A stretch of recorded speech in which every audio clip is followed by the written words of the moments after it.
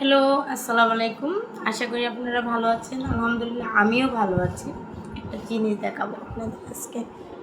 Common জিনিস আমি বলতে না, এবং প্রত্যেকটা মানুষেরই গড়ে এই জিনিসটা হয় এবং এই কাজটা হয়। দেখেন, আমার ছোট্ট মেয়েটা বসে বসে কান্না করছে। কেন জানেন?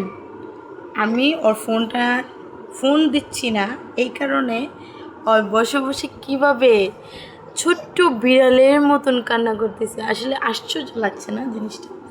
আশ্চর্য। রোদ আসতেছে তো, আর মানে একটু গোলা গোলা দেখা যাচ্ছে, কিন্তু এটাই বাস্তব।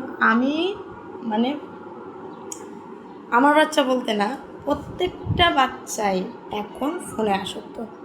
ফোন না দিলেই ওদের বিড়ালের মতন মেয়েও কোনো আছে, এটা প্রত্যেকটা ঘরে এবং প্রত্যেকটা সংসারে। কিচ্ছু করার নাই। যে জায়গায় যাওয়া যায় ওই জায়গায় যেই বলে, যে দেখে ডাক্তার থেকে ধরে সাইকোলজিস্ট থেকে ধরে সবাই এক কথা, বাচ্চাদের কোনো ফোন দিবেন না। কিন্তু শর্ত একটা, আমরা বাচ্চাদের ফোন না দিয়ে কোথায় ঘুরতে নিয়ে যাবো? আমাদের তো, আমরা যে এরিয়াগুলোতে থাকি, খেলার জায়গা তো দূরের কথা, আমরা যে হাঁটবো ওই রাস্তাটুকুর ভিতরেও ঘর তুলে রেখে দেয়। একমাত্র গ্রাম ছাড়া তো শহরের বাচ্চারা তো ঘরেই বন্দি, তারা কোথায় যাবে, কোথায় মিশবে? যদি পার্কে নিয়ে যাওয়া যায়, পার্কে তো সবসময় সবার সম্ভব হয় না, সব গৃহিণীদের সবার ক্ষেত্রেই সমস্যা হয় একটা জিনিসের।